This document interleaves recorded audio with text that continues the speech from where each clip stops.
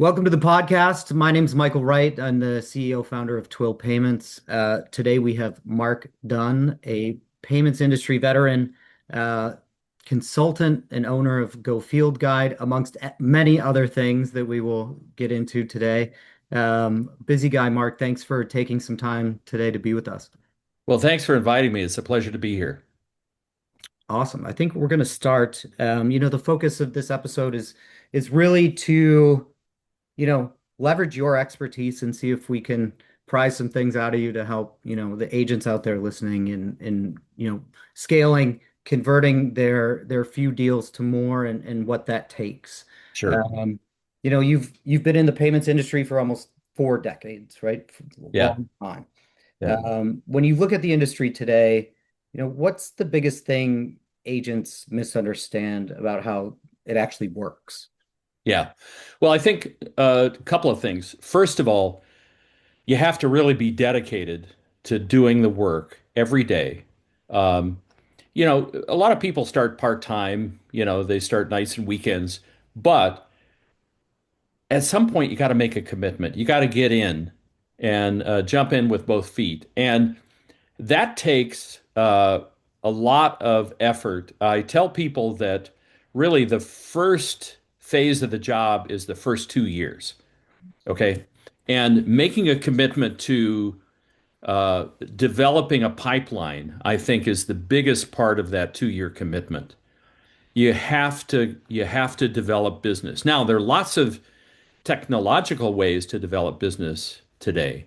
Um, And some of the techniques that have worked in the past aren't working as well as they used to. Um, so you have to find ways in which you can engage business owners about what they're doing for payments and have that discussion. You have to position yourself as a consultant and you have to keep working every day to develop those leads. And what does that look like? You say, dive in. Yeah. So I'm an agent, I just started, or maybe I'm a year or two in. Yeah. What I want to dive in, does that mean Yeah. becoming an expert? Does it mean becoming an expert in a niche or being a Yeah. generalist, going after every merchant out there? What would you say? I really believe in niche markets because I believe that niche markets are where you're going to get the biggest bang for your buck today. So let me give you an example. I had a background in healthcare, and years ago I was working for Verifone, and I took a course of study related to healthcare and health insurance, and I became really quite well educated in that. And I turned that in 2003 into an opportunity where I became part owner of an ISO. And that ISO focuses pretty much exclusively on healthcare opportunities. That led to clinics, hospitals, doctors' offices, all kinds of healthcare markets. And I joined up with a partner who had 35 years in revenue cycle management for hospitals and also had very deep knowledge when it came to what healthcare companies were dealing with. The combination of my payments background and his healthcare background, we were able to create a good, solid ISO focused in on healthcare. Right. So it's a combination of things. One, it's leveraging a network, right? Right. Because Hmm. most people are coming from something else that they Yeah. did Right. that, you know, now that they're in it, they Yeah. they know a lot of people in that space and everybody takes payments. But the Yeah. second is knowing how to talk to them, right? Yeah. You've been in healthcare for many years. When you're Right. on the phone with a healthcare provider, they Yeah. feel like you know where they are, right? Yeah. If in healthcare, if you're not familiar with revenue cycle management, you're lost. You're not you're not going to go any further. So what I do a lot of training of agents and folks who are just starting out. And what I tell people is, look, do an inventory.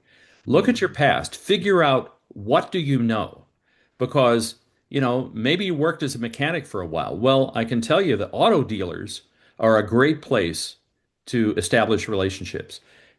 Auto and car repair, that's a great niche market. I worked with an ISO probably 15 years ago that was 75% of all the accounts that they had. Wow.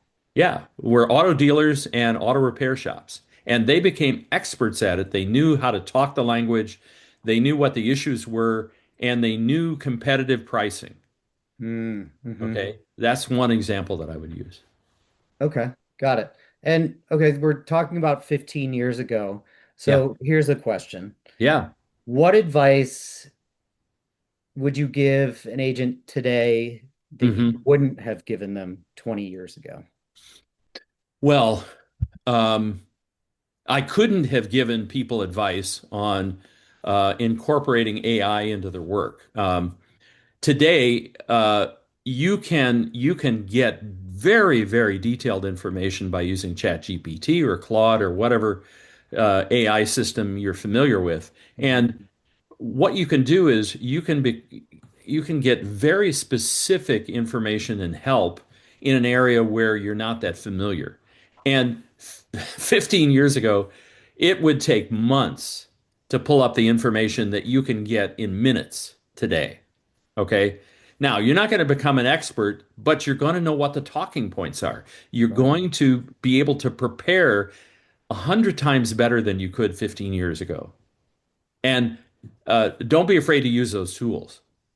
Right. That's great advice. And, I've had a lot of people on the podcast. I always ask them about AI, so it's a great segue into that.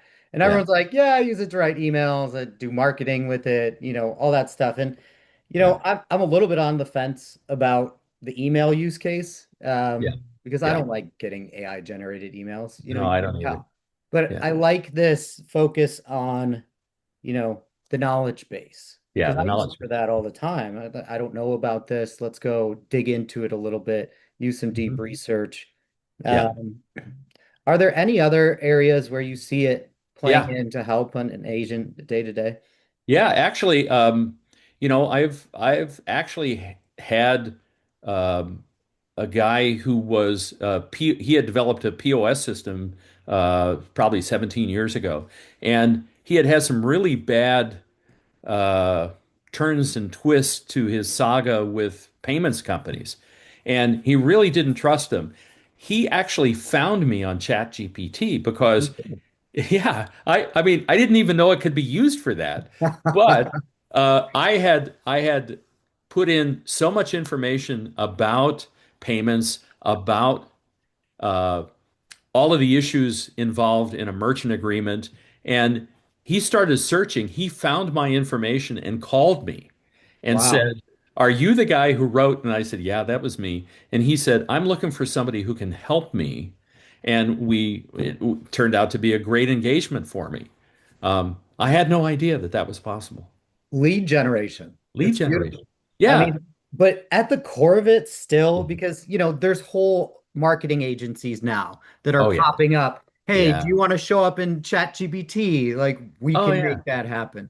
But at Yeah. the end of the day, that guy came to you because you wrote a really good article Yeah. Yeah. and he found it useful. Yes, Yeah. he was directed there through ChatGPT, right? Which is Right. awesome. But your knowledge and you sitting down to put that on the page is what brought Yeah. them there. And I think that's an Yeah. interesting kind of Yeah. counterpoint that a lot of people miss. Like, Yeah, I always encourage people, even when they're just starting out, uh, take a few minutes at night, write 300 or 400 words about what you're learning, about what you've done.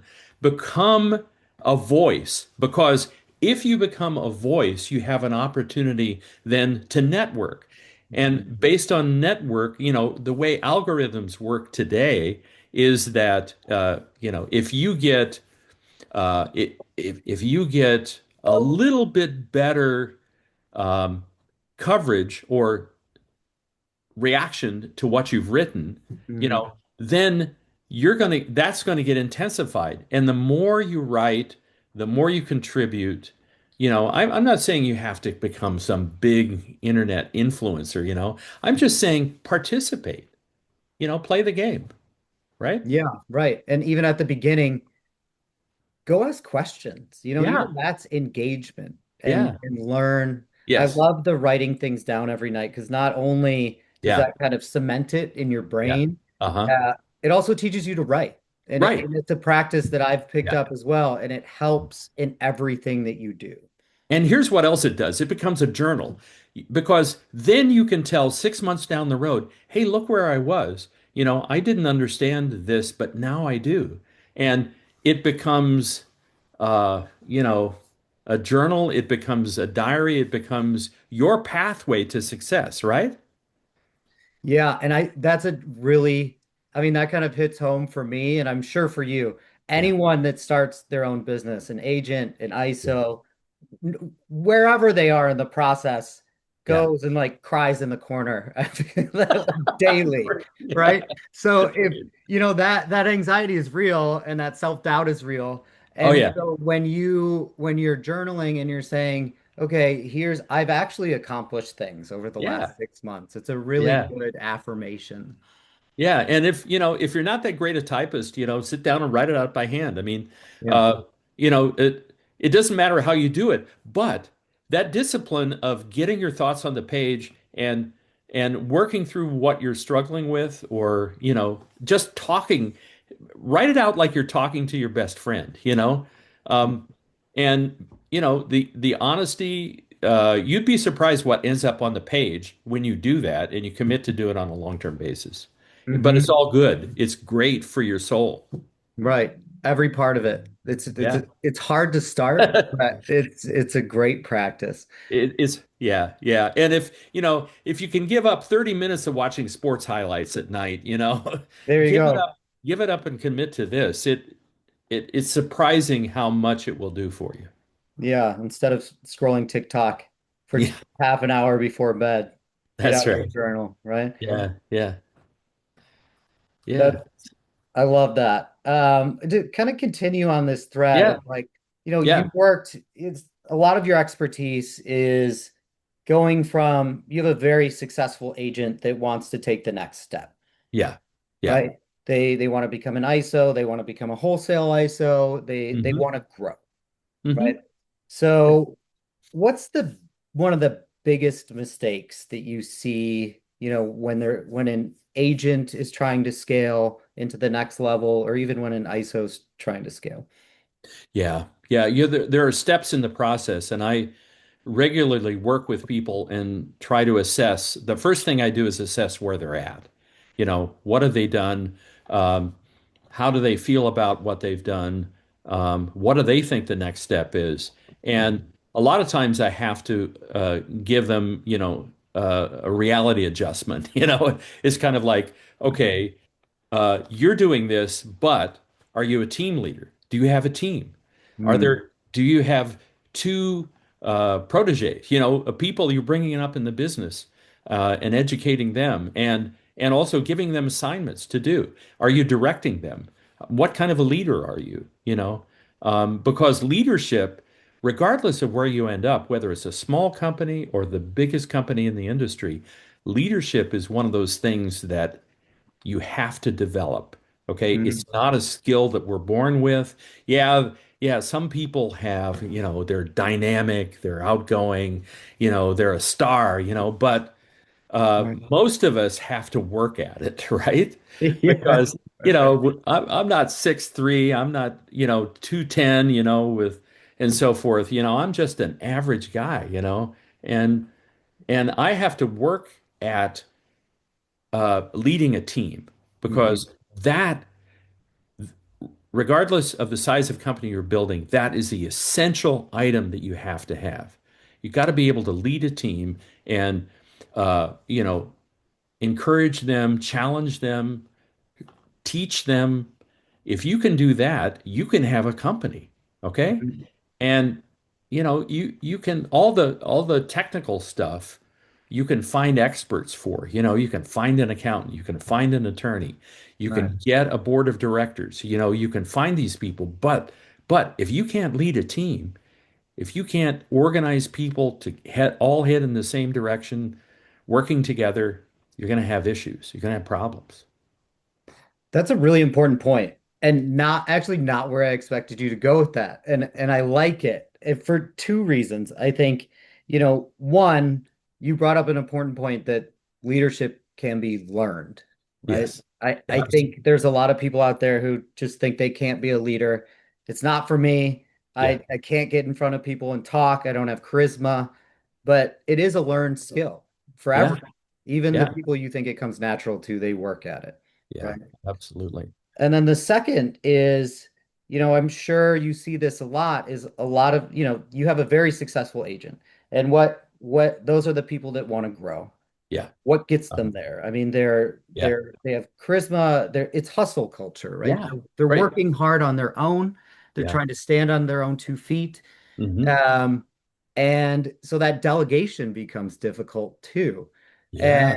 and then, one of the hardest things too is process, right? Like where do you see when does process really start to matter in this equation? Where Yeah. Yeah. I'm hustling to my max as a human, Yeah. trying to do all of this stuff with no process, but I'm doing, Yeah. pretty good Yeah. business, right? Well, yeah. Virtually every business today is dominated by results, and results equal data. I have a t-shirt that says, without data, you're just another person with an opinion. Okay. Yeah, And right. one of the things I always tell people is, look, you have to manage your business to the metrics. Okay. If you're going to, and you have to know what those principal important metrics are in the ISO world. Okay. So you have to get some help from people. Now, there are some great consultants in our business, some great educators who work with people who are building a business. And it's not terribly expensive. You can hire them to get some help, and they Mhm. will help you understand how to manage your business to the metrics. Okay. Um, in fact, I emphasized metrics so much that one of my clients actually named their business Metrics Global. This No is way. Really? Wendy Yurgo. Yeah, you can look up Metrics Global online and find out how successful Wendy and William are. But it's very important to know, okay, how do I stack up relative to other ISOs? I always tell people in the payments world, there's two paydays, maybe three. Okay, let me tell you what those are. The Mhm. first one is a residual check you get every month. Mhm. Okay.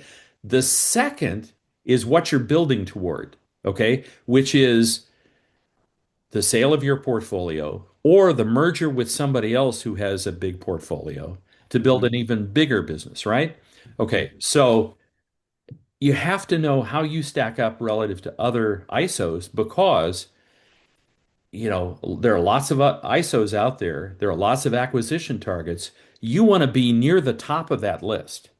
Okay. And the way you do that is by getting your numbers better than others who are in the same business. Okay. And we teach people how to do that. Now, the third payday, if you really do it right, is when you sell that portfolio or your business, you get a stock that you Mhm. can hold, and that becomes a wealth builder for you and possibly even a third, another sale in which that's bought out. So there's at least two paydays, maybe three paydays in the payments business. And I like to teach people how to manage their numbers to get to the top of the pile, and then they get a big win. Okay. Mhm. Mhm. Yeah, that I love that. And okay, so what are some of those numbers? Because I think, Okay. Yeah. obviously you want to Yeah. have the biggest portfolio you can. We know Yeah. that. But That's right. there's more important metrics involved here. Oh, yeah. Yeah. The usual things that you hear people talking about. How many new deals are you doing every month? Okay. Now, Hmm. the other side of the story there is how many deals are you losing every month? What's your Right. attrition rate? Okay. Hmm.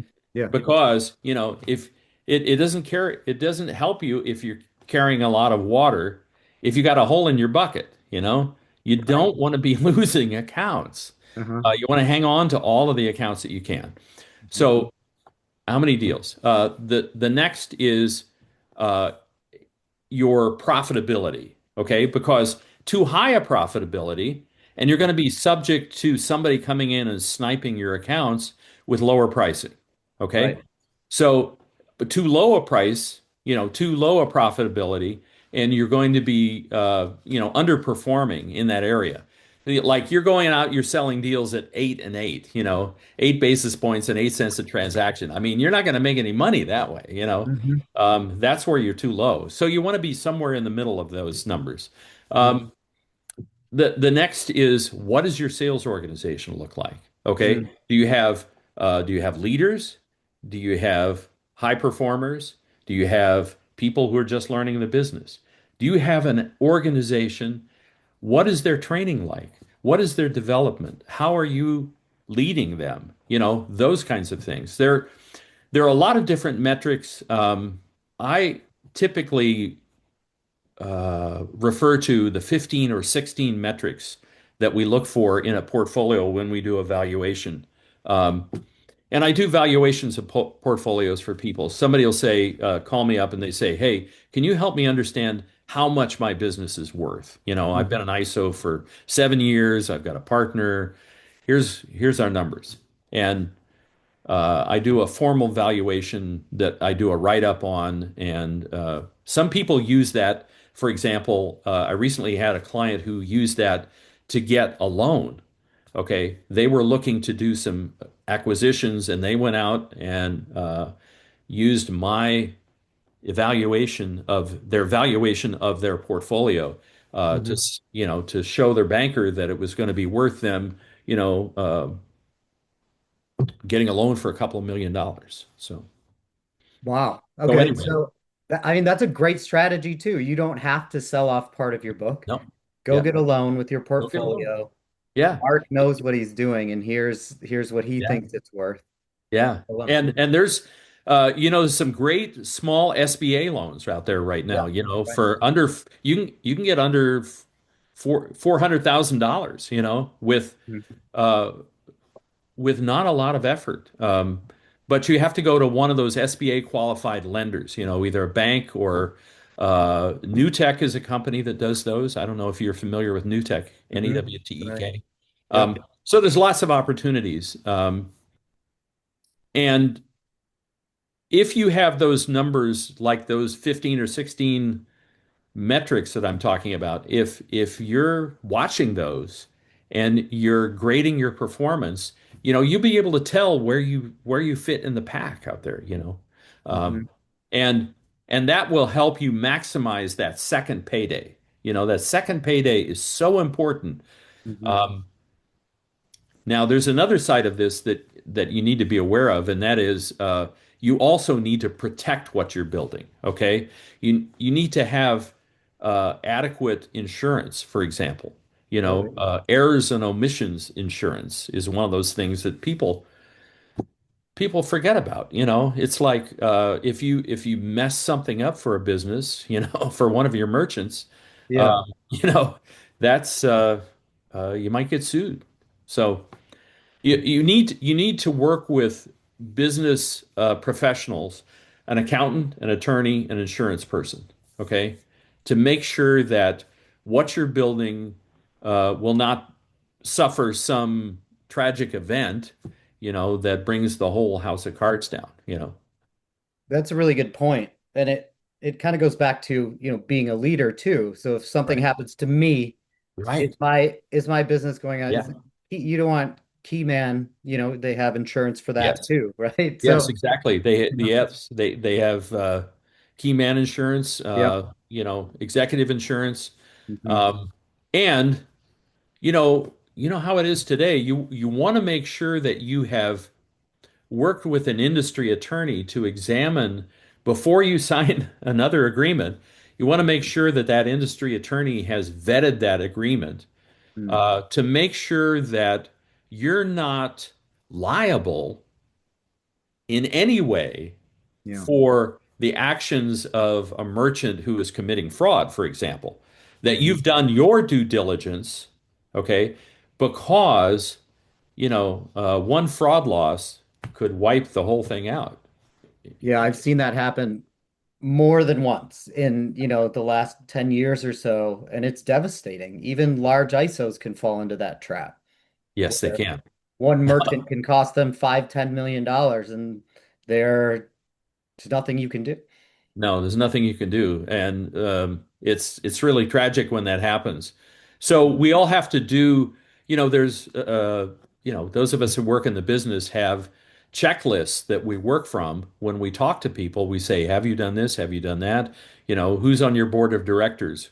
What input are they having in your business?" And even on a very, I work with some agents who have agents, downline agents from them. And it's important even for the smaller players to be covered for, uh, you know, eventualities or possibilities. Right, right. Lawyers are expensive, but if you get them up front, it's a lot cheaper than Yes. when Then you litigation. move on. That's Yeah, right. yeah. Oh man. Litigation will drain the bank account really quickly. Yeah, sure. Um, I want to circle back to Yeah, something that you said. One of your key points here, profitability, and how that relates to how sales orgs are set up, and yeah, what you think, is that an important point for you? Even, not just the sales org, but the support arm, or, yeah, the activation arm, or, how your business operates and the efficiency aspect. yeah. Is that something you look at in relation to profitability when you're looking at an ISO? Yeah. Support is such an important part of taking care of your merchants. A lot of agents that I work with have fewer than 2,000 accounts. They've built up a good solid business. They've been in the business for 6, 7 years, something like that. And what they're trying to do is some of them are not ready to become a retail ISO, registered retail ISO. Mhm. Um, but what they're doing is they may be managing relationships with a couple of ISOs that they write for, and they just want to make sure that they've done everything they can to uh, rationalize and create a business that is sustainable, Mhm. that will, pay the bills, take care of their clients, and continue to make money for them. Um, and again, I always remind them, build for that second payday. Don't. uh, an error I see very often is someone becomes very successful. They're a great leader. They have a great sales organization. And then Mhm. they get distracted and they start thinking, gee, I really love to be out on my boat, So they go out and they spend Yeah. $400,000 on a really nice boat, Mhm. and and then they get distracted and it's kind of like, wait a minute, how much if you took half of that money, $200,000, and invested it in your organization Mhm. and built that organization and started a new niche focus, you know, and Mhm. brought in some talent, that could pay back 10 times what you put into it. Um, so you have to be very disciplined in your approach and not get Right. distracted, you Right. know. Uh, Yeah. Stay Yeah. focused on the job. Don't try to do too much too soon. And don't try to compete with somebody else on lifestyle. You The know? biggest trap. Yeah. And it's funny about this industry too, is that that's how it's sold so often. Oh yeah. And Oh yeah. the most successful people know that that's the trap, right? Yeah. I know people who are driving, a 14-year-old pickup truck and, they have a couple of $1 million in investments and in the bank, and they're not trying to impress anybody, Right. and they're very solid about their approach to the business. And there's a maturity that's required of somebody who's a business leader. Um, and I'm not saying you can't have fun, you can't have toys. It's Right. it's just, balance it out with investing in your business, investing in your people, and being a leader. Okay? That's what I Yeah. tell people. And let's talk more about those successful people, because I know you've seen the Yeah. other way too, right? Yeah. Where you've seen agents and ISOs go from 2,000 to 10,000 Oh merchants yeah. on their Oh book. yeah. When that happens and they're going through this transition, Yeah. what typically breaks first? Like, what is it? Well, there's several challenges. One is creating a culture in your organization, okay? A culture of dedication, of hard work, of, certainly you have company events, you have, you're always recruiting, but you have to be able to uh, just say, who are we? Who are we as an organization? What do we believe in? What drives us to be, dedicated, successful people? Um, and and then you have to go out and find people that resonates with, okay? Mhm. Because some people don't get it, some people want to do something different. And what I tell people is study those people you see that you admire, you know, who are making it happen. And um, there's an old expression, show me your friends and I'll tell you your future, you Right. know. Yeah. And so you want to network with people who are like-minded, who, are building an organization. There in social media, there's lots of great groups where you can get together with those kind of people. Or, you know, there's the Chamber of Commerce.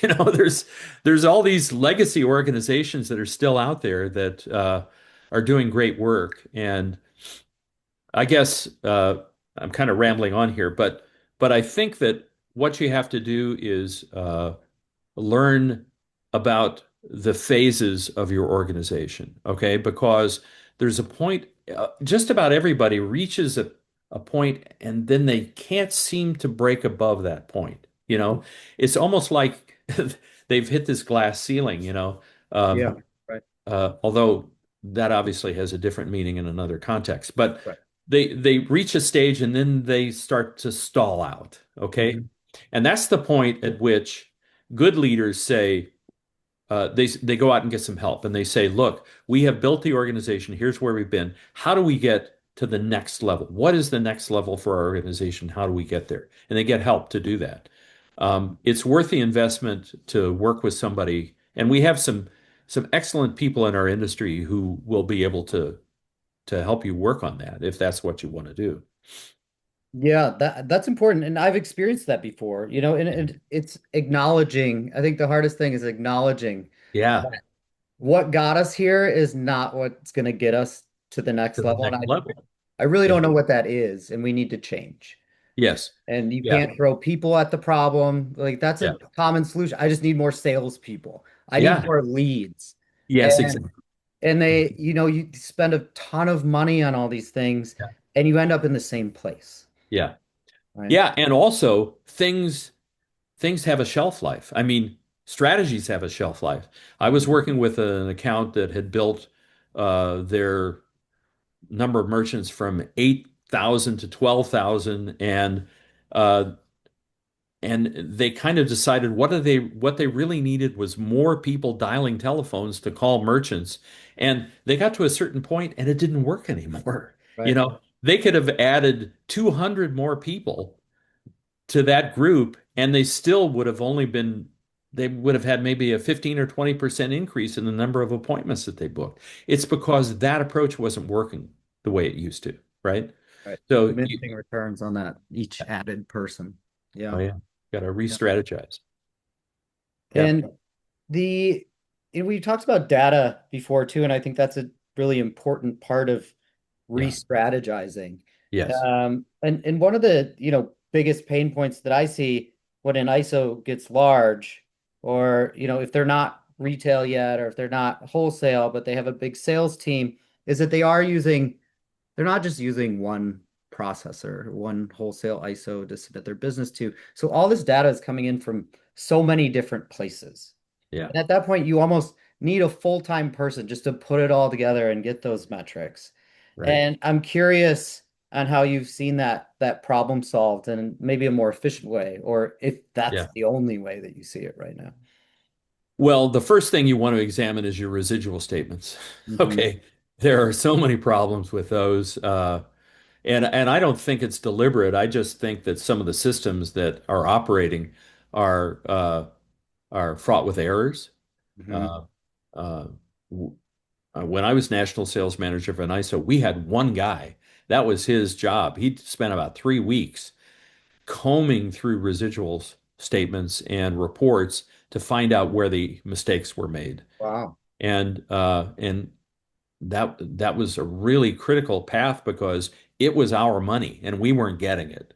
And Yeah. we needed to know that. So that's one area. Now, you know, there have been there, I'm not an IT guy, but uh, I have been told that there are ways in which you can do analytics associated with your business and with all of the data that you're receiving. It's kind of like, did you ever see the movie Moneyball? It's about Hmm. baseball and it's about sabermetrics. Sabermetrics was introduced as a method to inform managers and people in the front office of a ball club how to make wise decisions relative to players' skills. And Hmm. it was a deep analytic dive into baseball, kind of a baseball fan. So um, there there are analytics that can be applied to an ISO. Okay. And having somebody on your team who is conversant with that, able to do that, that's a really important job, especially if you have multiple processors. You have all sorts of vendor relationships. You got to figure out what those numbers mean and how they're affecting your business. Right. Yeah, you can see where the gaps are. I mean, it tells a story. And I Yeah. think that's something that a lot of people are intimidated by, Yeah. maybe, because Yeah. you don't know how to deal with all these spreadsheets coming in and things like that. And Yeah. it's incredibly important to scale, right? If because you Yeah. have to find those little efficiencies so that Hmm. you don't get that diminishing Yes. return as you grow. Yes. And and investing in people who understand those things and can help you is Mhm. so critical. I was just in a meeting yesterday in Chicago in which one of my colleagues described how someone who really didn't know the numbers, really didn't know what their business was doing, got professional help from people who did know those numbers and how successful that person's become. I mean, I can't tell you the name of the person, but he's one of the most influential people in the industry right now. And it's because he got a team of people who knew their stuff, you know, who could analyze what was happening in the business. And Mhm. it was worth every penny that he's paid them because they made him a star. How And did how did that happen? Can we dive into that? yeah, What did that do specifically for his business that made him into a star? yeah. Well, several things.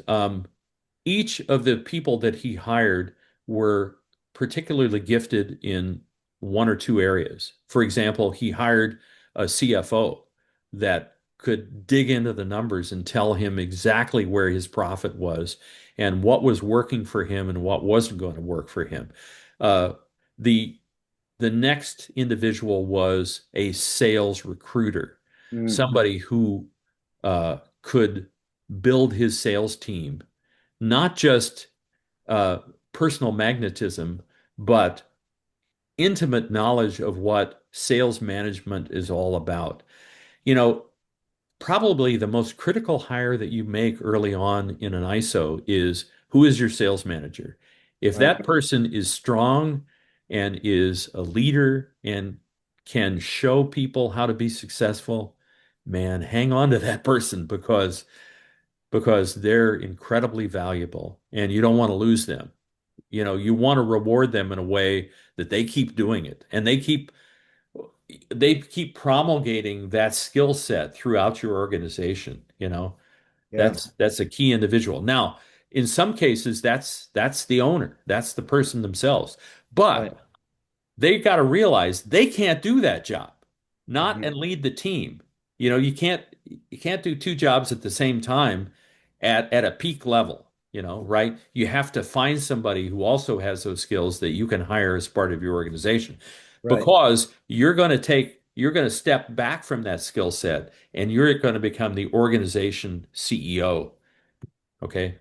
Yeah, you need to take the 30,000 foot view a lot of the Yeah, time. And that's very hard when that's you're hard. in a sales training scenario in the Yeah. weeds every day, Yeah. working with merchants. You Yeah. can't steer the ship. Yeah, that's right.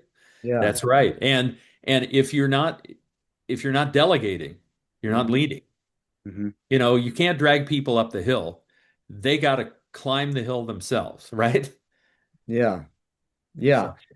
One thing in this same vein too, kind of coming full circle to our earlier AI discussion, and it's yeah. something I'm very interested in because that's what we build here at Twill. But how do you see, or do you see it now? Anyone that's doing this, how do you see like the AI and the automation trends helping with that process, where you can Yeah. plug in something here that makes your sales team more efficient, or automates some processes that were manual before? And how important do you find that, or do you think, it's a passing thing? No, I don't think it's a passing thing. It it's basic productivity.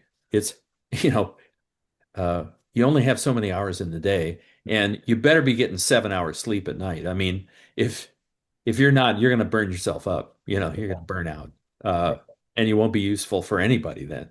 Um, so what you got to do is you have to find ways in order to be able to multiply your resources. Okay, and AI is particularly good at that in certain areas. Okay, now what are those areas? Well, um, I'm, I'm not an AI expert. I'm still finding, learning things every day, but I can tell you that uh, the research that you put into finding how AI can help you become more productive is going to be very important because, oh, you know, I I just started using Claude. I don't know if you know Claude very well, but I do, yeah. I'm just startled at how It's amazing. Yeah. functional and amazing it is.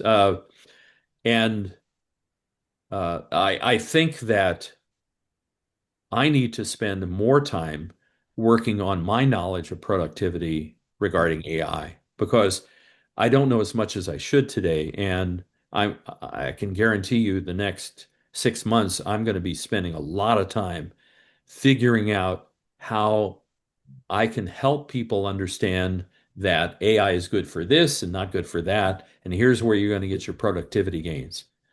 Okay. Right. Right.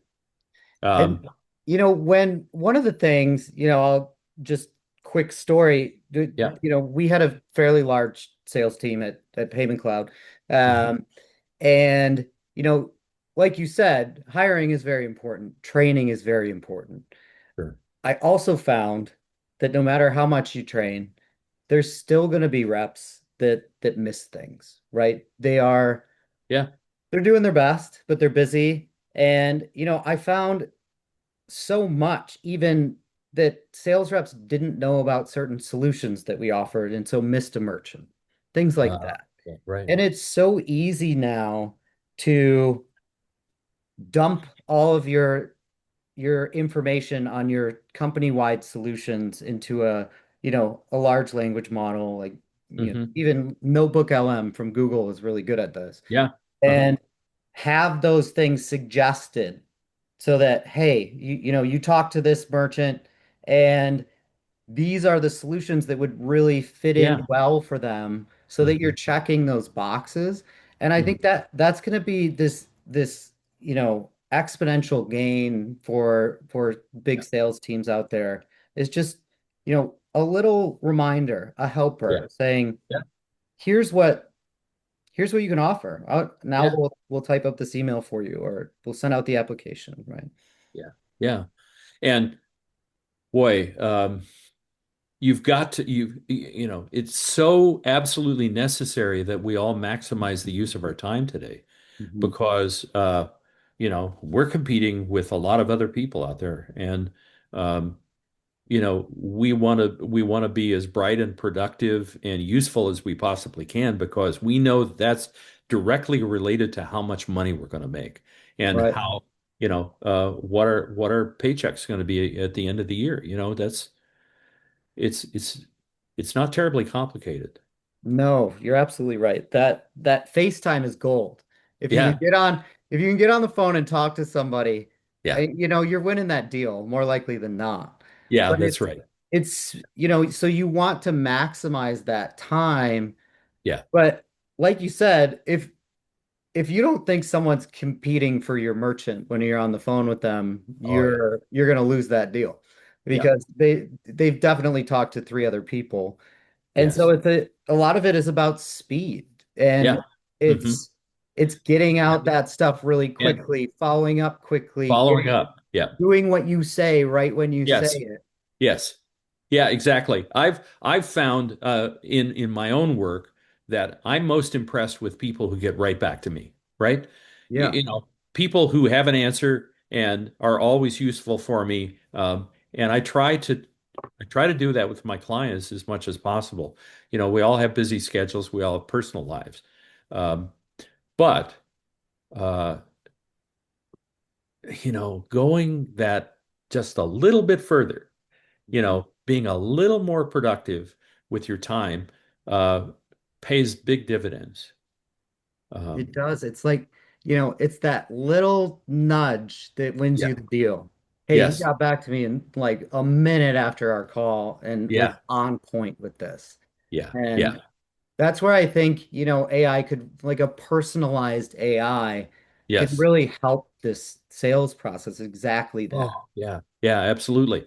Um, and also, you know, when you're out there calling on merchants, if you're active, you might have 18 deals going at one time. Right, And right, and right. and I don't know about you, but I get really easily distracted and I forget things. And Same. Yeah. having AI remind you, you know, uh, about something you have to do, don't see that as you know somebody trying to control you. See that as somebody trying to help you, you know, Yeah. because hey, you're going to win that deal. You're going to win that deal. And you can, the balance kind of shifts. It's Yeah, like things I want to be doing versus things I have to do. And like that's right. That's right. you can spend That's a right. little more time on the things you want to be doing, which is making those relationships, making those calls, right? Yeah. Yeah, that's right. That's right. And let me tell you, the world changes a lot when you go and I know agent productivity. I grew an agent sales force from 20 deals a month to 200 deals a month in 18 months. That's And I know how it works. And I can tell you that your world changes when you go from closing 5 deals a month to closing 10 deals a month. yes, Okay? yes. It gets really exciting when that happens. And we all want to see that happen with our agents, right? Hmm. Yeah, And then from 10 to 14, and you get into doing 12 to 15 deals a month, you're a star. and you're making money and Yeah. you're in the flow because you're Yeah. busy and you just, it feels good. Yeah, And that's an amazing experience. as a business owner, those are the people that stay. If you Yeah. can make your employees money, Yeah. then they're going to stay with you. I mean, Yeah. that's the biggest retention tool. Yeah. Yeah. Yeah, exactly. You're right. Treat people right, pay them on time. Hmm. You Hmm. know, it's not terribly complicated. You know, treat people like you want to be treated. Yep. Yep. Be a You know, person, be a human being, yeah, be a mensch, right? be a mensch. That's it. All right, Mark. I want to get into Omnia a little bit at the end Yeah, here. yeah, okay, So okay, transitioning here, I can make a transition, I think. So all right, we've been talking about how ISOs and agents can yeah, scale and you yeah, know what gets them there. And yeah, then you come out and say, all right, I'm going to flip this on its head right now. Yeah, And I'm well, going to do all that. So give me a quick yeah. rundown of Omnia and what you're trying to do. Okay, so Omnia Payments Marketplace, it's a marketplace. Yeah. The basic idea is that uh, give a merchant an opportunity to describe their business, what payment solution they're currently using, and almost everybody's using some solution Mhm. currently, right? Right. And what they're paying, maybe submit some statements. And they do this in an online environment where it's highly secure, very confidential. And then Omnia Payments Marketplace, using AI-enabled algorithms, basically matches them up with a provider of payment processing. So there's two sides to the equation. There's the business owner merchant side, and there's the ISO side, and Mhm. the provider side. The providers have to do what you were describing before, which is uh, uh, describe their products and services. Okay, Mhm. so that we know, yeah, they've got a solution. They've got a POS solution, that's right for uh, a coffee shop, or right for a retail store, Mhm. or that is able to handle 130,000 SKU numbers, uh, Right. and still function very fast. It's so we have the specifications of their solutions. We match that up with what a merchant's looking for. And then what we do is we say, hey, we found three providers who have what you're looking for. And guess what? Here's what the solution consists of, and here's what their pricing is. Okay. Mhm. And the merchant then says, oh, I like this quote. I like this. I like number three here. So I'm going to accept that quote. And then what we do is we put the two together. Okay. We put the POS solution provider, the ISO, and the merchant together. And we say, hey, they accepted your quote. Now do the deal. Go And get it. yeah, go get them. So here's what this does. This is not to put agents out of business. This is another channel, because how do people find solutions today? We found that like a huge number, 90% of people take their cell phone out, and they start looking for a solution. They start looking Mhm. for how to, what's the best deal I can get? Mhm. And um, that's the way people begin that journey very often today. And we believe that Omnia Payments Marketplace is going to be a tool that they can use. And we believe that it's a way for providers to get deals. Providers don't pay anything to us up front. It Mhm. costs nothing to join and to participate. And you only pay a referral fee, an ongoing referral fee, after they After take you the close deal. the deal.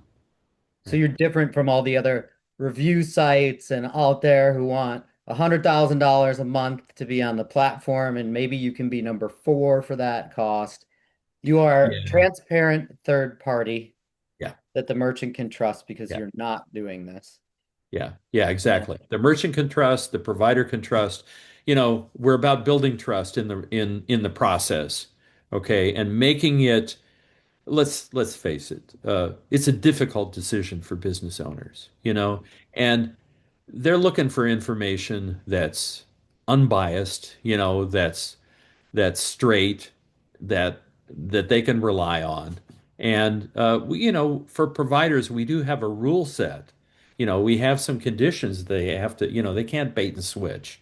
They can't say, Right. I'll do your processing for capped out at $30 a month, and then you get the first bill and it's $98. We Right. can't do that. Yeah. So anyway, we have some rules. Accountability involved there. Yes, Yeah. exactly. Mhm. Exactly. Now, you know, this we're not rolling this out yet. It's probably going to happen right at the beginning of the second quarter of this year. But we've been putting an enormous amount of work into it, and we we're in the testing stages right now. So, Congratulations. It sounds like a oh, thank you. phenomenal platform. Yeah, Um, yeah, we're excited about it. I'm gonna poke the bear a little bit here Sure, go ahead. because this is and I love that this is a way to give ISOs and agents a highly qualified hot lead pass Yeah, off. yeah, sure. But since the theme here has been scale, automation, Yeah, AI, yeah, could this be a one-stop shop solution? So meaning yeah. it might not be you guys, but could somebody take this model, you think, in the near future and say, we are all these solutions. So come in the door and this is all automated for you. Well, I believe that's where we're headed. I Yeah. mean, I think that our what we're seeing is that there will be changes to how we operate Omnia. Um, and we've talked a lot about what those changes could involve. Mhm. But you know, we're we're looking for a successful evolution of this platform. And Mhm. we think that we have the right team of people to do that. It's, it's a startup like a lot of other startups, Mhm. but we think that we have every chance of being successful with it. I think so too. I think it's a great idea. And my thought on this, I have this entrenched kind of belief, and some of it's based in data, some of it's not. It's a kind of gut feeling. But the merchant that is going online and Mhm. looking for, the best merchant account solutions that they can get. They already know about Stripe. They know about Square. They know about Oh, yeah. Toast. They know about all these instant Yeah. solutions with no one involved. Great. And they've made a decision already that that's not for them. Yeah. And I really believe that they make that decision because they want to talk to somebody. Oh, yeah. And that's where, this part of the industry really thrives. And I Mhm. think why your platform will be very successful is because you're kind of auto selecting for those people who Yeah. want to talk to somebody, and the ISOs and agents will do that for them. Yeah. And so we'll Yeah. be Sure. successful with those leads. Sure. And that's, we're not eliminating the selling part of this. Right. We're Yeah. just saying we're facilitating we're We're making facilitating that. the ending of the sales process, right? Yeah. We want connections. We Hmm. want buyers and sellers to get together and do what they do, you know? Yeah, yeah, and I love that. I mean, this is for another podcast because I know we're getting over time now. But I mean, the the data once you guys have a lot of people coming Oh through yeah. the platform. I mean, I can think of a million really interesting things that I'd Oh like to yeah. know. Oh man. Our Yeah, head our heads have been spinning around on that one yeah, because once once we've engaged with several thousand merchants, it's like the data becomes incredibly valuable and will tell us what our next steps have to be, right? right, right. Yeah. I mean, just top of head, knowing what the merchants want. Yeah. When you have several thousand, they all click through and wanted this. And you're like, Yes. wow, this is Right. hot right now, right? Yeah, it's really hot. Yeah, whether it's buy now, pay later, whether Mhm. it's surcharging, whether Yeah, it's cash discount, uh, whatever or cyber currency, who knows? It's it's payments is always a new world. yeah. Payments is evolving rapidly all the time. Hmm. And I love it because it's the confluence of data and money and people's livelihoods. it's the blood flow. It's the blood flow of business, Hmm. and you got to love that.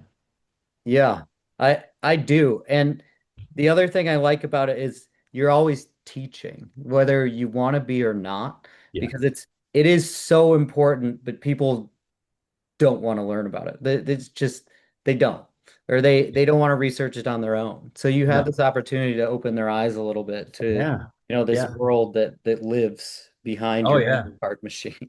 That's that's Right. that's right. Yeah, yeah. When you wave your card over that sensor, your payment card, it's magic, you Hmm. know. It is, yeah. It's basically magic. Yeah. Mark, thank you for your time. This was a great You're welcome, Mike. discussion. Um, do you want to leave us with anything at the end? Do you have a piece of advice or Um, statement? well, I always tell people who are new to the industry, Hmm. this is the full employment industry. If you do your work, if you're committed, you will be successful. You will never be unemployed in your life. I'm a classic example of that. I got riffed from one of the major companies in the industry, and doggone it, I had in 48 hours, the word got out that I was no longer there, and I had an offer to come and interview for a job within 48 hours. It is Wow. incredible. If you're good at what you do, you're going to be working as long as you want to. Yeah. And I love that about payments. I love There's it. always opportunity. Yeah. There's always going to be. I think there's a lot of Exactly. talk about, this segment of the market shrinking and going away, but it's not. It just changes. It just moves on to another station. And the great thing is if you've got skills, you'll be in demand. Right. Thank you, Yeah. Mark. That was fantastic. And I look forward to talking to you, either Yeah. again on the podcast or into the future. Really You bet, appreciate the Michael. time. Thank you. Thank you for inviting me. I really appreciate it. You're welcome, man. Thanks.